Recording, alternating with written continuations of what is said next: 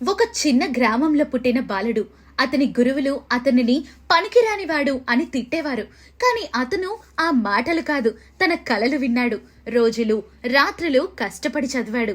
సేవాభావంతో వైద్యాన్ని తన జీవితం చేశాడు. ఈ రోజు దేశానికి గర్వకారణమైన డాక్టర్ అయ్యాడు.